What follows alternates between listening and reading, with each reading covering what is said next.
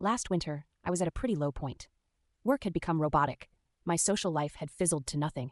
Even getting out of bed felt like climbing a mountain I didn't want to reach the top of. I didn't tell anyone. I just smiled less, spoke less, and stayed in my own head more than I should have.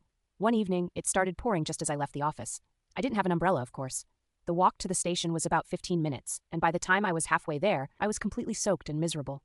It felt symbolic somehow, like life was confirming everything I already believed. You're stuck, you're small, and nothing's going to change. Then I felt a tap on my shoulder. A man I'd never seen before, older, dressed in a gray coat and holding an umbrella twice the size of mine, said, "You're going the same way I am. Walk with me." I hesitated. He smiled. Nothing strange about him, just kind eyes. So we walked, for 15 minutes.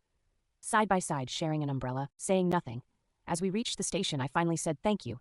He looked at me and said, "You look like someone who needed to be reminded they weren't invisible." And just like that, he nodded, turned, and disappeared into the crowd. I never saw him again. But that sentence, "You're not invisible," clung to me for weeks. Still does. It made me start doing small things differently. I smiled at the barista. I texted friends I hadn't spoken to in months. I signed up for a creative writing workshop just to remember what it felt like to make something. It wasn't dramatic. There was no overnight transformation. But slowly, piece by piece, I started showing up again. For life and for myself. And every time I feel like disappearing again, I remember that rainy night.